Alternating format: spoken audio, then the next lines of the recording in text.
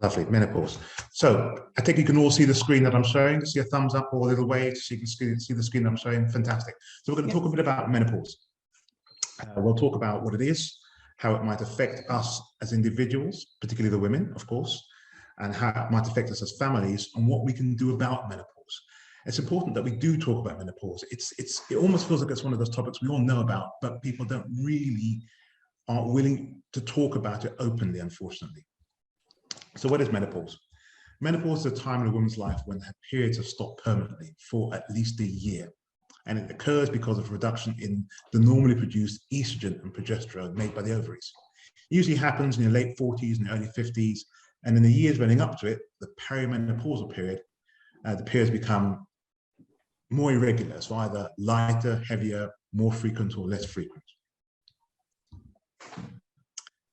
It's normally considered to be a natural change. Interestingly, it doesn't seem to happen in most animals, but it certainly happens in humans. But there are some circumstances that can make menopause happen earlier. You may have illnesses such as diabetes, endometriosis, polycystic ovary disease, or celiac disease. There may be a genetic element to it. So if your aunt or your sisters have menopause at a certain age, you're more likely to have menopause at that age.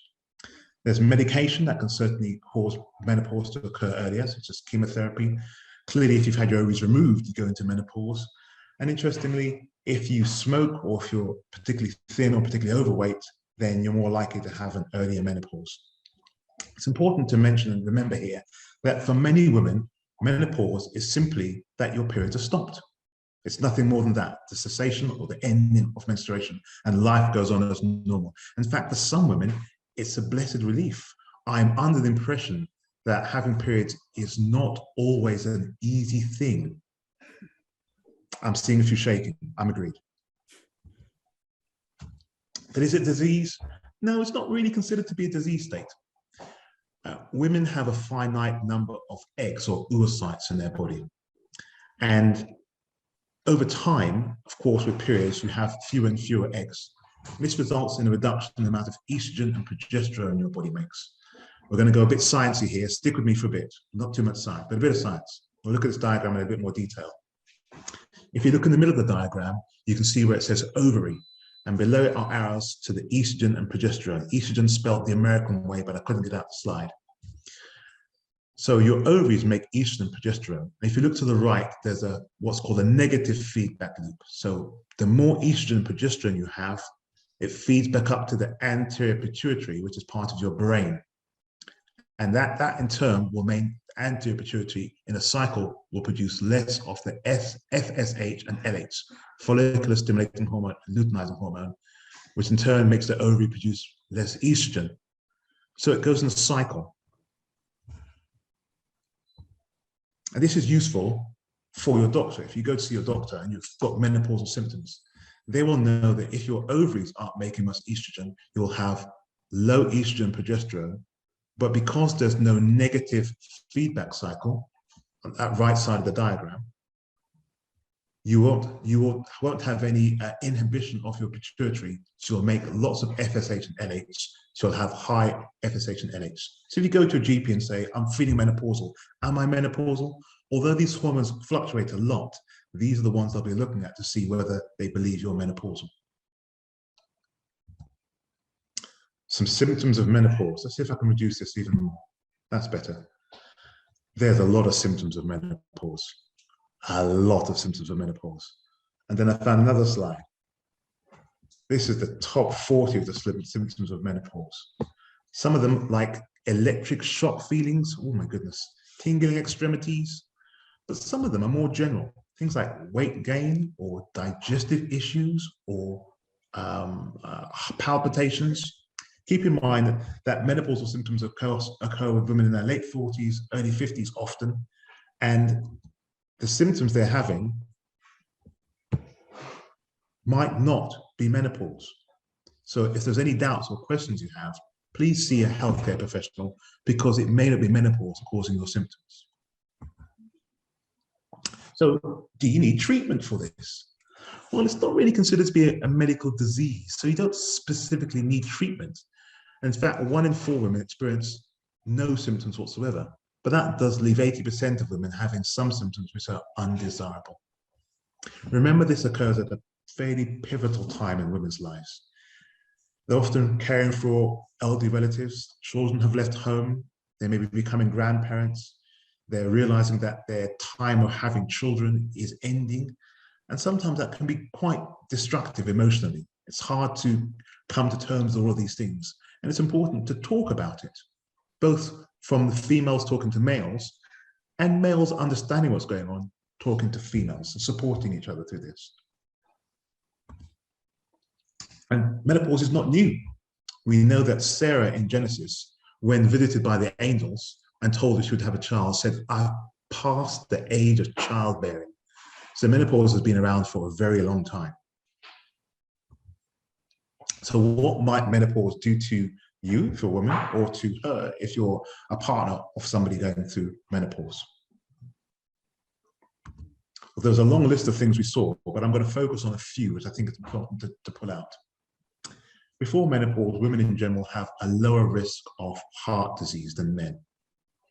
But after menopause, this risk increases. And it's thought to be because you don't have estrogen, which normally acts as a protective factor. It helps to keep your bad cholesterol low and controls blood pressure. In postmenopausal women, they're at a greater risk of developing strokes or coronary heart disease. Then there's the cognitive function. This is an uncomfortable one. It really is. Also sometimes known as brain fog or forgetfulness. When I spoke to a group of menopausal women who I will not name, this was a big factor for them. Forgetfulness and not finding the right words and not knowing whether it's menopause or whether it's something else. It's problematic. It's difficult to define in the studies, but it's thought that estrogen is important for female cognitive or thinking function. Not surprisingly, estrogen and sex hormones are important for structures, for gynecological structures, reproductive structures. And in perimenopausal women, as I mentioned, they get irregular periods.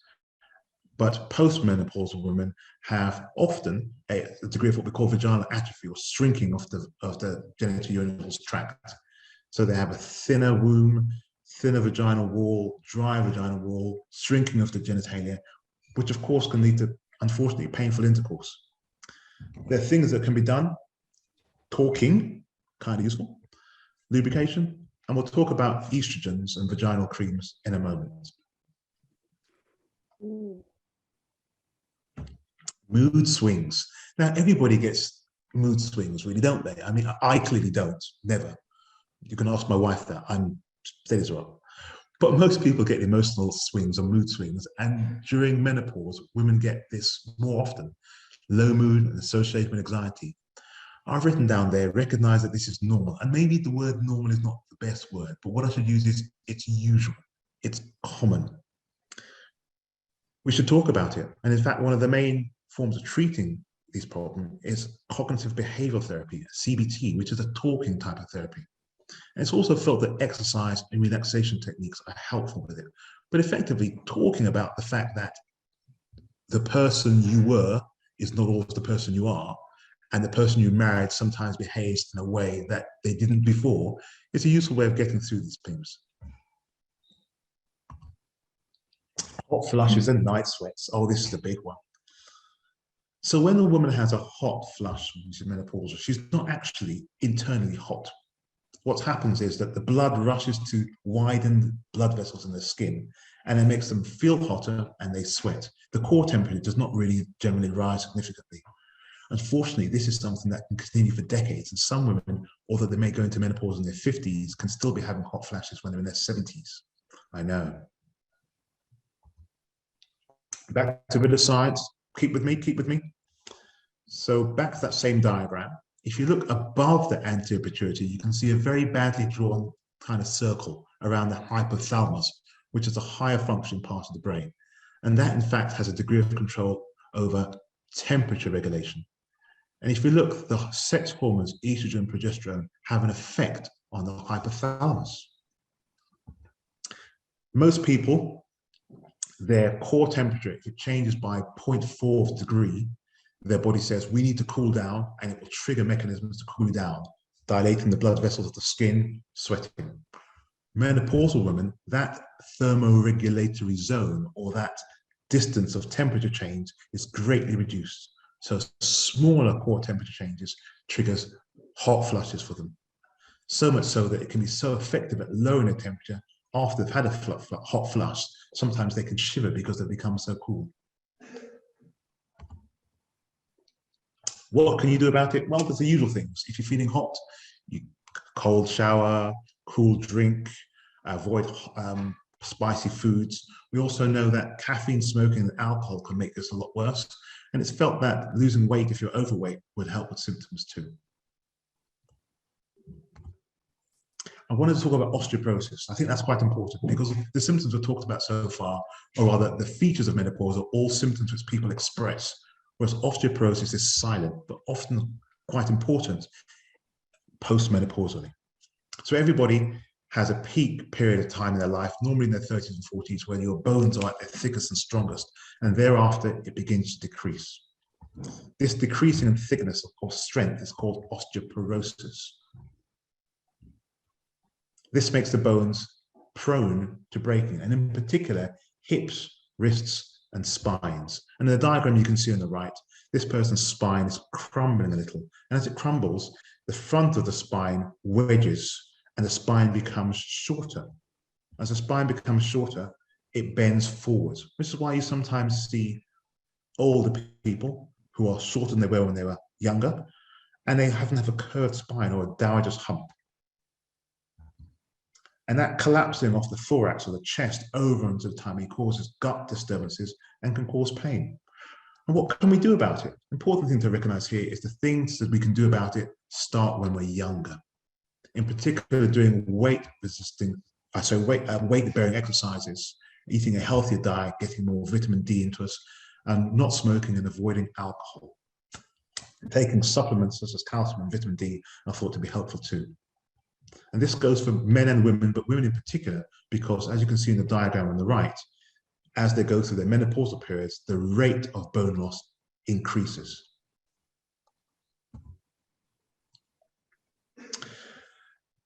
Hormone replacement therapy. It goes by a new name now, menopausal hormone therapy, but I'll use HRT because it's easier and people understand it, but they're interchangeable.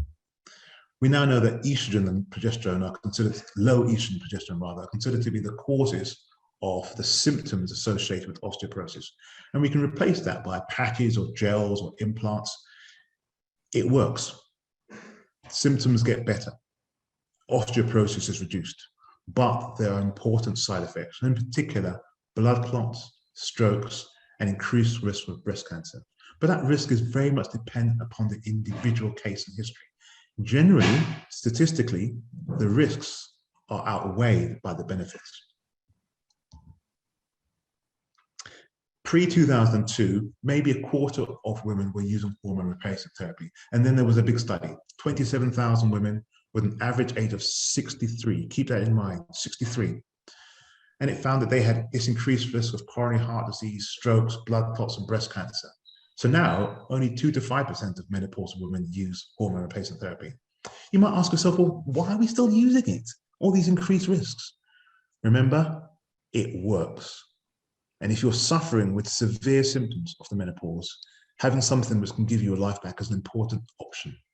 And also, younger age groups don't have quite the same level of risk as this older age group, which the study looked at, which is age of 63.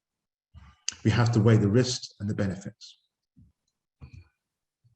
This is quite a busy slide, but I put it up briefly just to let you know that the combined estrogen progesterone therapy and estrogen therapy, which are two types of hormone replacement therapy, they affect heart disease, breast cancer, stroke, blood clots in the lung, bowel cancer, and hip fractures. The red ones here, you can see it makes them worse, and the green ones, it actually makes them better, makes them less likely to occur. But they're still small numbers, so 2.5 fewer cases per 1,000 women in the younger age group, age 50 to 59. So although hormone replacement therapy has risks, it definitely has benefits, and it's very much to be used on a case-by-case basis. There are some relative contraindications, though. So think reasons why we would really be cautious about using or not want to use hormone replacement therapy. If you've had a breast cancer, if you've had blood clots before, or stroke, or have endometrial or womb lining cancer. There are alternative drugs your GP may speak to you about, some types of antidepressants, some types of nerve blocking, pain blocking drugs, some types of blood pressure medication. And then there's the complementary and alternative medicines, the ones you might go to Holland and Barrett and buy. In fact, 50 to 70% of menopausal women are using this type of medication. Unfortunately, for most of these medications, the safety and effectiveness are not well established. And we recognize there's quite a big placebo effect, 20 to 50%. So good question, does it really matter? If the woman feels better and it's all placebo, does it really matter?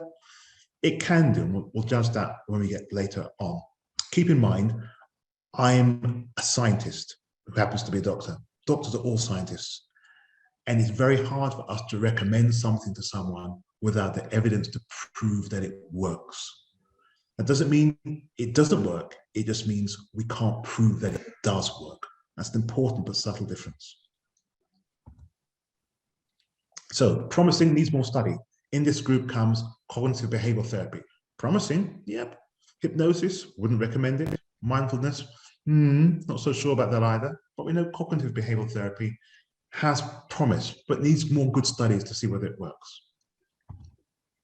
These are ones with inconsistent evidence of effectiveness. So plant-based therapies, many people are eating more soybeans, chickpeas, flaxseed, red clover, or they're having black cohosh or St. John's wort. We'll talk about that a bit later. Chinese herbs. I'll take 20 seconds to become a gastroenterologist again for a moment here. Chinese herbs, please be careful with them. I deal with a lot of patients who have liver problems because they've been taking Chinese herbs and they don't really know what's in the Chinese herbs. And when you process them, they have a lot of ingredients which you would not normally be taking, such as steroids. And lastly, things which we believe are ineffective. Flaxseed, exercise, acupuncture, and maybe evening primrose oil as well. Now, I know when I spoke to my group of menopausal women, evening primrose oil was their go-to. They were evening primrose oil. Remember, 20 to 50% placebo effect. Let's look at the study. So this is thought to be the best study for evening primrose oil. Now, those of you with a science background, it's a bit geeky, maybe more for them, but I'll try and break it down a bit. So this is the effect of evening primrose oil in combination with vitamin E compared to placebo for 6 months. Only 6 months of treatment. The number of people in the study was 56. It's the only randomized trial out there. Only 35 women completed the study. The study did show that 35 women had some improvement. Remember, 50% placebo effect. And that's possibly why there was no statistically significant difference. Does it work? Not sure, but the evidence doesn't say that it does work. And there's a number of other therapies there which are considered to be ineffective. This makes the NHS say complementary and alternative treatments such as herbal remedies and natural hormones are not recommended for symptoms of menopause. This is because they're generally unclear how safe and effective they are. Some complementary and alternative therapies can also interact with other medicines and cause side effects. Now, whatever you want to say about the NHS, it is a body which is not run by drug companies. So they are free from trying to sell you something. And they tend to be very much based upon the evidence that we have. So when it comes to complementary and alternative medicine, careful now. As I said, lack of evidence does not mean that something has been proven to be ineffective. A lot of the studies for complementary medicines are poor. They're small, they're not well designed, there's conflicting results. And remember, we talked about that high placebo effect. But just because it's not been proven not to work, doesn't mean it doesn't work. Lastly, let's look at St. John's wort. Faith is 45 and she's menopausal. She has hot flushes and she's got brain fog. Her sister Hope is 50 and she had similar symptoms. She was introduced to St. John's wort and she says it saved her job. It saved her marriage and it saved her sanity. Should Faith take this supplement? Well, you know, faith and hope are similar, but they are not the same. Remember, individualized care. Faith has atrial fibrillation, a heart condition, and she takes digoxin and warfarin for it. The effect of both of these drugs were reduced by St. John's wort. She's diabetic, and a diabetic drug didn't work quite so well. She has high blood pressure, and her high blood pressure medication didn't work quite so well. She's still having some periods, and her oral contraceptive wasn't quite working so well. And now she's pregnant. I know. This is obviously a fictionalized story, but it makes you understand that just because it's natural doesn't mean it doesn't have a strong, powerful effect and potentially adverse effects. Yeah, it kind of makes you think, well, what should we do then? As confused as this little boy with a Mohican. There isn't an answer. It's very much based on individualized care. Your answer may be different to everybody else's. Doing nothing and doing something are both acceptable. You don't have to take treatments for treatments for menopausal symptoms. Speak to a healthcare professional. If you're still having symptoms and your GP can't manage them, ask for a referral to a gynecologist. There is help out there. I accept it can be difficult to find, but it's there. It really does exist. Accept that some treatments lack good evidence of effectiveness and be aware that prescribed and non-prescribed treatments carry risks. And menopause, you know, if you're female, it's inevitable. So let's talk about it. Talk about it to your friends. Talk about it to your older generation who've been through it and give you advice as to practical things they did. And talk about it to your children, the younger girls, because they can be prepared for it when it happens then. Remember, menopause is the new you. It's going to happen. Make preparation for it and accept that it will happen. Thank you for listening. Hi, this is Roxanne. I'm a spoken word artist, and today I will be doing a poem for you. Wishing upon a star, waiting for a miracle, waiting on the world, wailing about your past, wisdom as rare as unicorns, wealth in your pockets but emptiness fills your heart, winding paths that carries you to your destiny. With all your strength you venture on. Where is everyone heading? Why are they living without purpose? When it all comes down to the end, what's being gained? The world's strong prey on the weak, wingless birds seeking heights, worthless things with priceless tags. Will someone lend a helping hand? Will someone be there to catch you when you fall? Will someone walk with you when the journey's long? Will someone wait for you when the world is gone? When life's challenges brings you to a halt, will someone be there to give you a starting jolt? When suddenly you feel like giving up, will someone hold you and lift you up? When they reject you and try to change who you are, will someone be there to accept you for who you are? When the questions finally run dry, when you are tired and can no longer cry, when you let it all go and close your eyes, perhaps you'll realize God was there all along.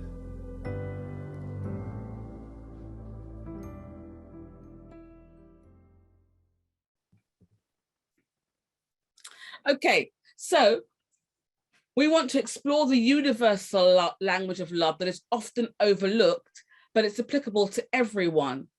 Now, we were asked to give you a takeaway at the end of the presentation, but we want you to reflect on it now so you can do it within the next 24 hours.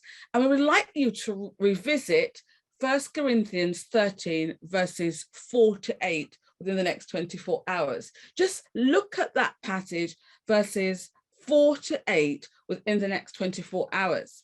Now, if some of you have a version of the Bible, it's called the Remedy Bible. It's quite a new version of the Bible. If you read it in that version of the Bible, which is a paraphrase and a modern translation, it's really, really excellent to actually talk about the universal love language. Next slide, please, Kev. So we mentioned then about, Gary Chapman in 1992 actually talks about these 5 general ways that romantic partners express and experience love. And he calls these the love languages. And in the next slide, please. And the 5 love languages, as we mentioned, are words of affirmation, quality time, receiving gifts, acts of service, and physical touch. And understand not everyone communicates love in the same way. And likewise, people have different ways that they prefer to receive love. But we're taking it from that and we're doing something a little bit different. Next slide, please, Kev. Okay, so 1 Corinthians 13. We read it, we went over it. And so we picked out a few words and you might be able to make them out. Patience, kind, but not boastful, not proud, having your own way, not rude, not irritable, does not keep a record of wrong, and so on. You will read it again later and pick out those gifts, those words that describes a manifestation of love language. And the last one says, this love never gives up, it never loses faith, it always endures, it always protects through every kind of circumstance. And so I guess what we're saying is 1 Corinthians 13 is talking about a constant, not the kind of love that fluctuates depending on your emotion, depending on where you are, etc. It's a constant love. Next slide, please. I'd like to take us to the book of 1 Samuel 25. And if you have Bibles with you, this is a beautiful story in the Bible of a woman called Abigail. And one of the things I like about this story, in the story, we get so much information about a dysfunctional household.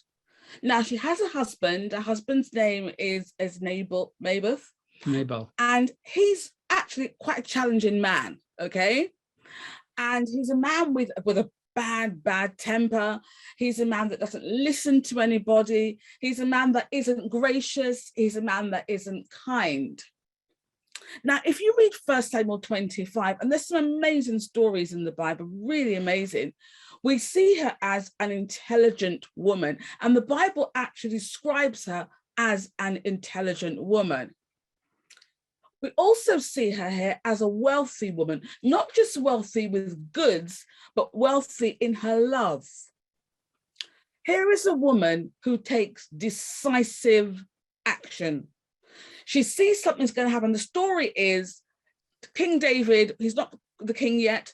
He's been doing some work. He's an outlaw as such, but he's been looking after the fields and her husband's land, etc., protecting it.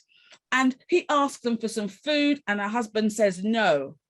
She hears about this and she thinks, oh dear, David's coming with his army to shed blood.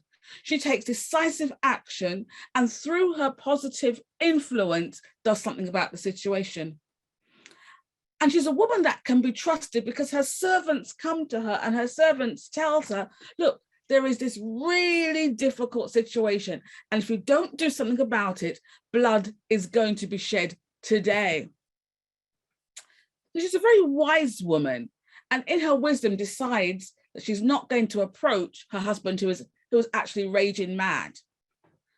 And she goes to David and she does something. She goes on her knees, she mediates for the situation, and bloodshed is averted. And through her godly lifestyle, things change.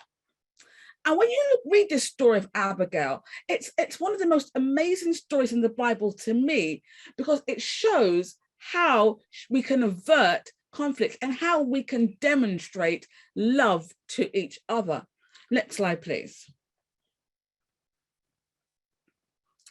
So from the story of Abigail, we learn the things that are in 1 Corinthians 13. Abigail is patient. And in 1 Corinthians 13, the Bible talks about being patient. And that is first part of your love language. We need to be patient. Now, it's not always easy to be patient. And as Dr. Lindo said, you know, when you're going through a menopausal situation, sometimes you are not patient. You can be very irritable. He talked about mood swings, okay? And one of the first things we need to read from 1 Corinthians 13 is love is patient. Love is tactful and tactful in all kinds of situation.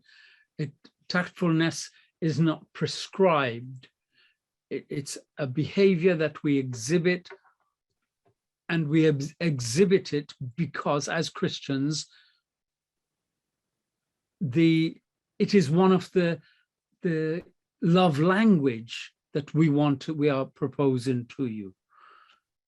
Hospitable is also another one of the manifestations of a love language. You know, when we got married and we got our home here, one of the things we said that we wanted our home to be a place where other people can come and eat with us and feel comfortable and relaxed. And, you know, it's taken us years to get to that place. But I think we're getting there slowly.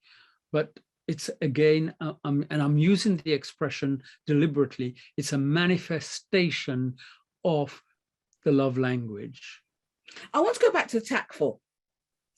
Ask yourself the question and be very honest about this.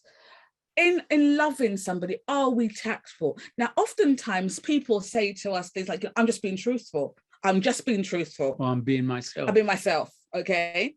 I remember when I just had Ariane, and I just had the child about 10 days. And I went back to my home church and somebody said to me, "You're so fat." And I was literally like, I was devastated, because I was thinking, oh, good morning, happy Sabbath to you too. And it was like, and I didn't feel loved. And so what we're talking about here is how we can, when we meet with our family, our partners, our friends, our church family, how we can be loving.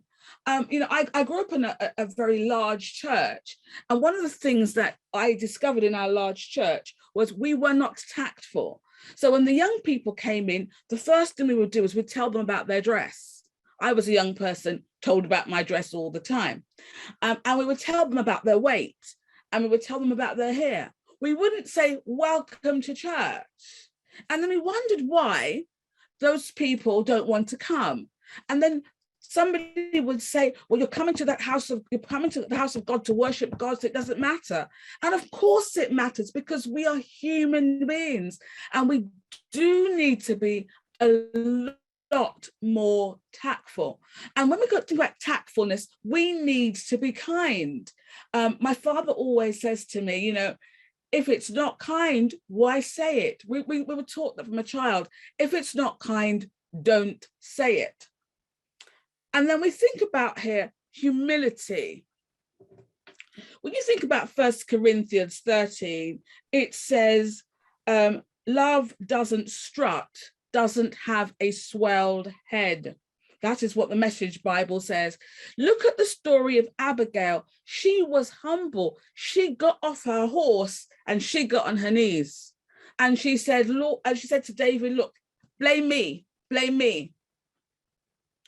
Now that is love. It's not the kind of love that we are comfortable with, not in this day and age of we want our rights. I don't want to be blamed for something that Des does, and I'm sure he doesn't want to blame something I do. But actually the Bible shows us here that she was humble. She said, "Look, blame me. Let me take the blame for this. Let me do something about that." And I wonder how many of us today are willing, as part of our general love language, we're willing to be humble and say, "Look, it's my fault," or we're going to take the blame or take a back seat. Are we willing to do that today as Christians, as part of our love language? You know, when I've been doing pre-marriage counseling, I've always said to couples, and I've used this expression, compete to apologize. Compete to be the first one to say, I'm sorry. And what's the point in saying sorry if it wasn't my fault? But you're not apologizing for the act, but you're apologizing for the words you used and the hurt you caused by the words you used. And so you're being thoughtful, and I guess another word is also respectful. And then 1 Corinthians, and we see, by the way, we see that in Abigail's demeanor, the way she carried herself, the way she mediated on behalf of her husband, and in a situation that was far from ideal. And then 1 Corinthians 13 talks about love rejoices in truth. We are brought up and what's the word? Climatized to rejoice when evil gets its comeuppance. You watch a movie and the bad guy gets his comeuppance, and you feel, yes, there's a vengeance has been taken, and everything now is back to normal. Rejoices in truth. The movies does not nurture us in rejoicing in truth. It seems to nurture us in quite the opposite way. And actually, as Christians, we do need to rejoice in the truth. And Abigail had rejoiced in the truth. She knew the truth. She knew that David was going to be king. She knew the truth about her husband, but she rejoiced in the truth, and she knew that she was doing the right thing. Now, sometimes when we're entered into conflict within our relationships, whether it's at home, at work, at school, at college, at uni, at church, we do not rejoice in the truth. We rejoice in our rights. And the whole idea of 1 Corinthians 13:48, and the whole idea of the story of Abigail is, it's not about my rights. I give up my rights so the truth can prevail. I give up my rights so integrity can prevail. I give up my rights for the good of the Lord. And actually, that is so hard. It's one of the hardest things in the world that we can do. Okay, I think we'll skip because time is going. Let's just go to the next slide, please.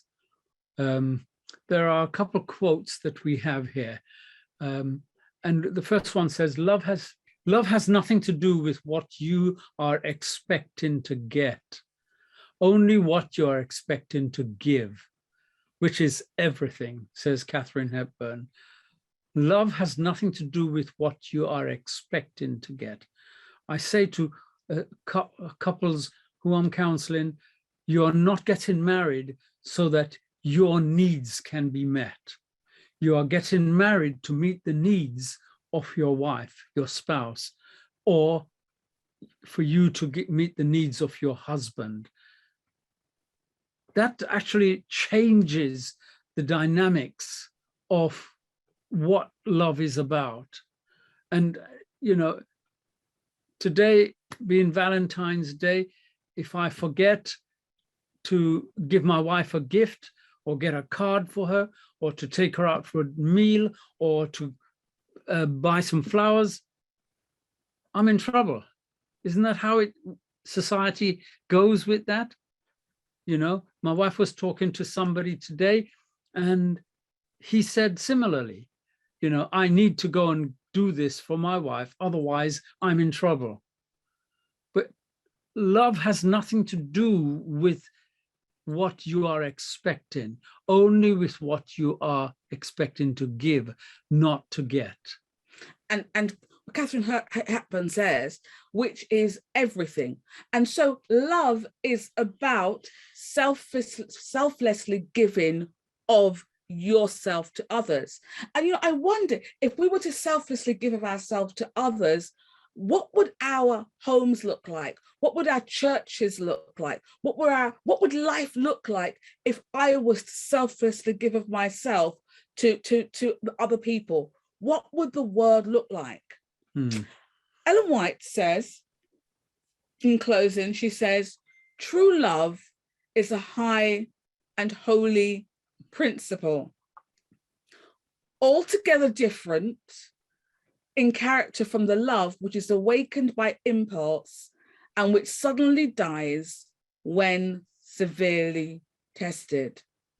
True love is a high and holy principle, which altogether different in character from that love which is awakened by impulse and which suddenly dies when severely tested. And you know, that kind of sums up and identifies the reason why so many couples. Recently, I learned of a couple who, within a year of being married, they'd gone their separate ways. Just doesn't make sense.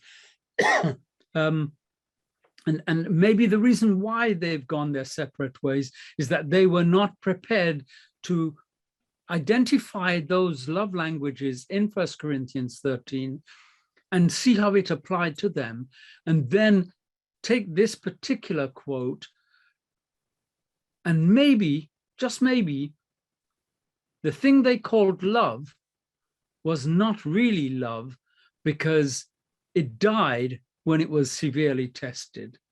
And the severe testing may come in many different forms, many different guise. You know, it could be that your personalities are rubbing up against each other. Well, that can be resolved. It could be that you've got habits that he or she doesn't appreciate. That can be resolved with the right mindset. And even in children in our homes, you know, a teenager begins to think differently. I mean, our daughter, Ariane, she's 19. And she has not been a huge challenge to us because we have a good relationship with her. But I've seen, as she has journeyed through her puberty years, I've seen the changes in her thinking, in her mindset, in her attitude. And what we try to say to her, and you as parents say to your children, and by the way, don't tell your children how they should behave or how they should be if you are not modeling it to them. I want to tell you a closing story as we, last story as we close. When Des and I first got married, was it first got married? I don't know. You have to be careful what you're going to say now. We first got married, and I remember one day he vexed me really badly. I mean, he vexed me to the point where I couldn't go to church. Okay, it was Sabbath morning and I couldn't go to church because he really, really vexed me. I wouldn't do that. He vexed me in that Grenadian type of vex me way, you know, that kind of thing. And I was really annoyed. I remember when he was walking out the door, I said to God, you know what, Lord, you need to change that man. And God said to me, it's not about him, it's about you. And I got even more vexed. I was like, Lord, how can it be about me? I didn't do this. And God said to me, it's about you. And what God has taught me through our relationship, he has taught me to be more patient, to be a lot more patient. He has taught me to be kind. He has taught me some of the things I didn't want to learn. He has taught me these things. And in doing this in my home, I have found it easier to be patient outside. I've also found it easy to be patient because I realize that I'm a work in progress and others have to be patient with me too. Amen. And so as we think about love languages, please refer back to 1 Corinthians 13, verses 4-8. Read them again. If your spouse upsets you, if your children upset you, if your boss upsets you, if church members upset you, go back to 1 Corinthians 13, 4-8. Read this. And also remember, true love is a high and holy principle. And therefore, the love language we're talking about is a high and holy principle that we should practice every day of our lives. Thank you. And now we want to close our time with you. but we have a song that, no, we're not going to sing it, but we're going to ask Kevin if he would play it for us. And I think after that, I will close with prayer.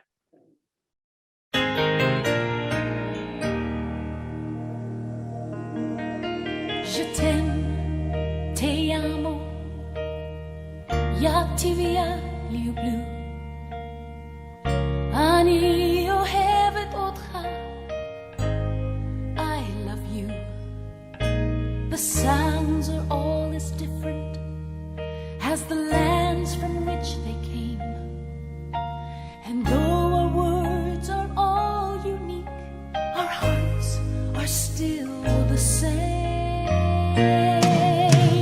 Love in any language, straight from the heart, pulls us all together, never apart. And once we learn to speak it, all the world will hear. Love in any language, fluently spoken here.